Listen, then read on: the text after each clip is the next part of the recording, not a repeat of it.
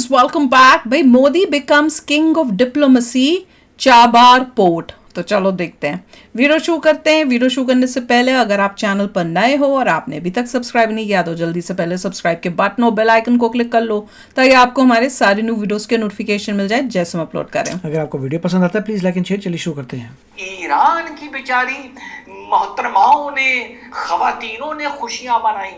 3 दिन पहले स्पेन, अब यहां से इस वीडियो में ट्विस्ट है जो मैं कह रहा हूं, तो स्पेन ना जहाँ पे हम मोदी का नक्शा और मोदी का जलवा देखो। तो साथियों, आज वीडियो का नाम है एक बॉल पर 2 छक्के। अब आप लोग सोच रहे होंगे 5वां चरण खत्म हो गया, तो कोई ना कोई अपना विश्लेषण लेके आए होंगे कि 5वें चरण के बाद बीजेपी कितनी, कांग्रेस कितनी, फलाना कितनी। ना ना ना, जो विश्लेषण करना है अपन पहली को करेंगे और 4 को नतीजे देखेंगे।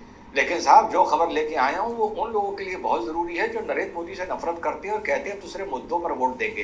तो जो 2 चरण बचे हैं वहां पर मोदी से नफरत करते करते भी जाके मोदी को वोट दे देना, क्योंकि मोदी की वजह से जो भारत का जलवा और परचम पूरे विश्व में लहरा रहा है, तो हम बस बोलो के थक गए यार। पिछले 1 हफ्ते में देखने को मिला है। एक नहीं, 2 नमूने किसी नहीं सुनते। जो करना है अपनी देश के लिए भला बेस्ट है वही कर रहे हैं।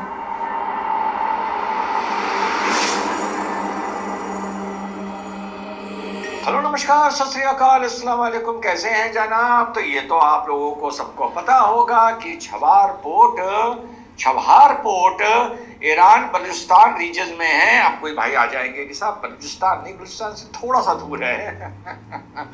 वहां पर भारत का फाइनली 10 साल के लिए समझौता हो गया है। इस रीजन में एक तो शहीद कलंतरी पोर्ट आता है और एक शहीद बेशती पोर्ट आता है।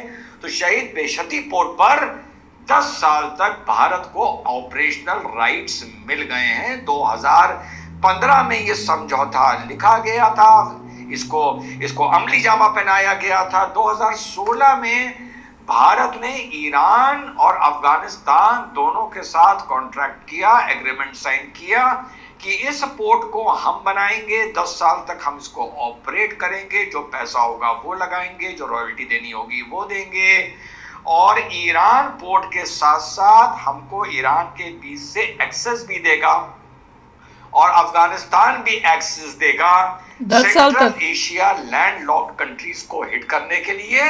जैसे कौन कौन सी कंट्रीज हो गई? Kazakhstan, Uzbekistan, Kyrgyzstan, Turkmenistan, Afghanistan, और हिट करते करते हम रशिया तक जाएंगे।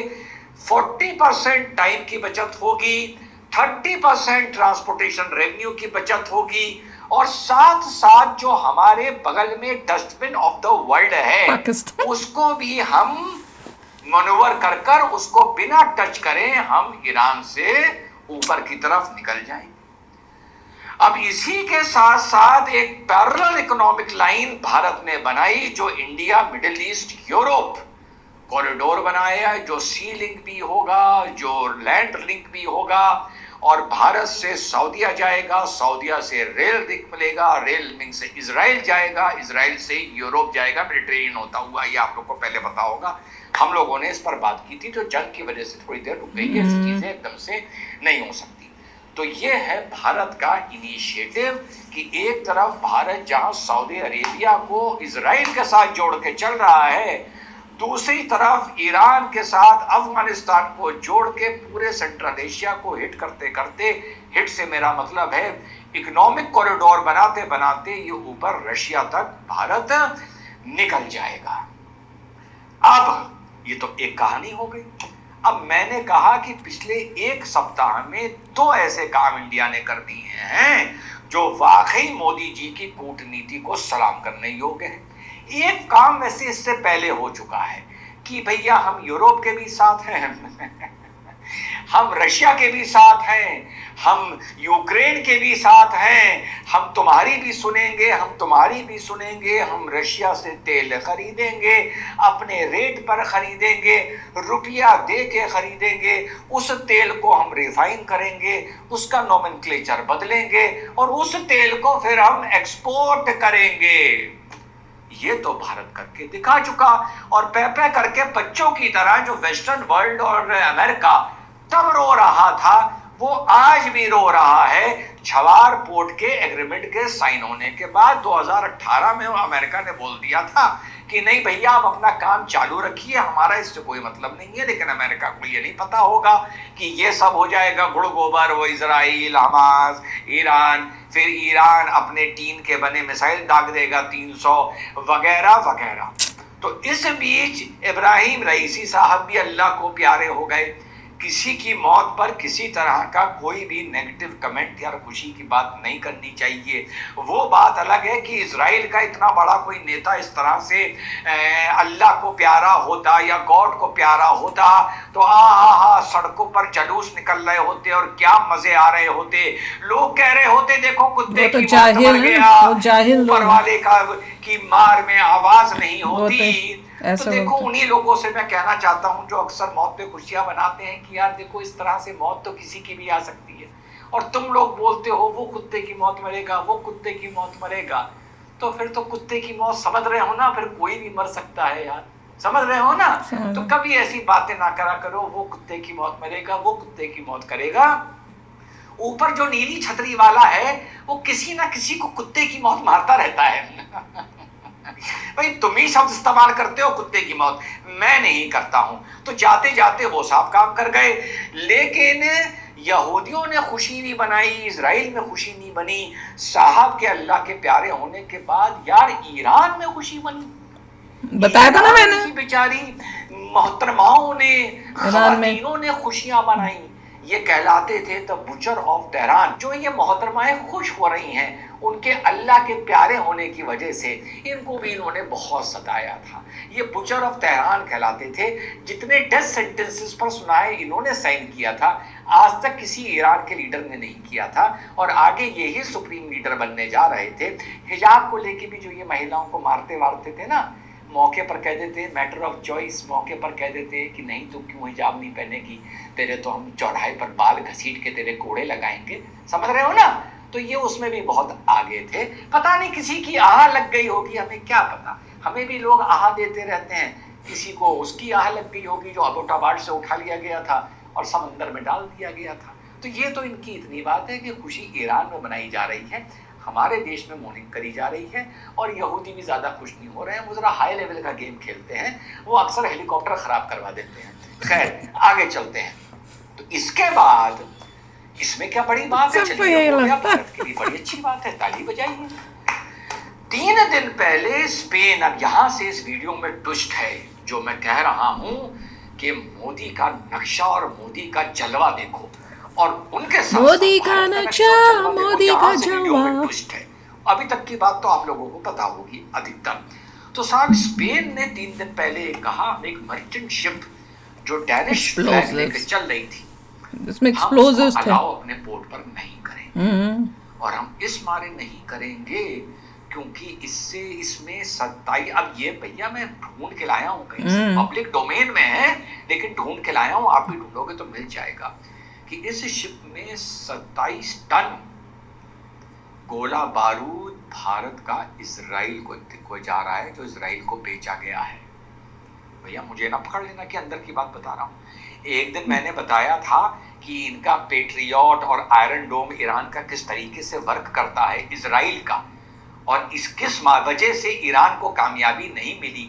तो एक महिला ने मैसेज किया था, उस दिन मैं बहुत हंसा था कि तूने दिखाई दिया ना कि तू मुसलमान है, तूने अपने वीडियो के जरिए ईरान को सब बता दिया कि इजराइल के पास कौन कौन से हथियार है अपने आप को बचाने क्या के बात लिए। कर रहे हैं, पब्लिक डोमेन में everything is on the internet. इन्हें कहाँ से पता चलेगी खुफिया चीजें। ये स्पेन के फॉरेन मिनिस्टर ने कही है कि ये पहली बार हुआ है, हमने किसी देश की शिप को भाई मना किया है कि तुम अपने रास्ते जाओ, हमारी यहाँ ना आओ। इसको कहते हैं दोनों हाथों से बल्लेबाजी। कौन कर रहा है? नरेंद्र मोदी कर रहे हैं। एक तरफ ईरान के साथ समझौता कर रहे हैं 10 साल का, एक तरफ स्पेन का फॉरेन मिनिस्टर ये कह रहा है कि 27 टन गोला बारूद इजराइल को बेच रहे हैं। जब दिल कर रहा है इजराइल के फेवर में वोट कर रहे हैं, जब दिल कर रहा है फिलिस्तीन के फेवर में वोट कर रहे हैं। सबका गोल गोल सबका दिमाग घुमा दिया। पर का गिरबान पकड़ने वाला या आर्म ट्विस्टिंग करने वाला जो होता है ना, हाथ पकड़ के पीछे से मोड़ दिया जाता है, याद होगा आपने देखा होगा, करने वाला कोई माई का लाल पैदा नहीं हुआ है। अब देखना ये है कि छवार पोर्ट पर इंडियन नेवी की शिप्स ईरान अलाउ करेगा करते तो मजा आ जाएगा, नहीं करेगा, फिर लगेगा तो कुछ हुआ कुल है। मिलाकर एक बॉल पर नरेंद्र मोदी जी ने मारे हैं 2 छक्के।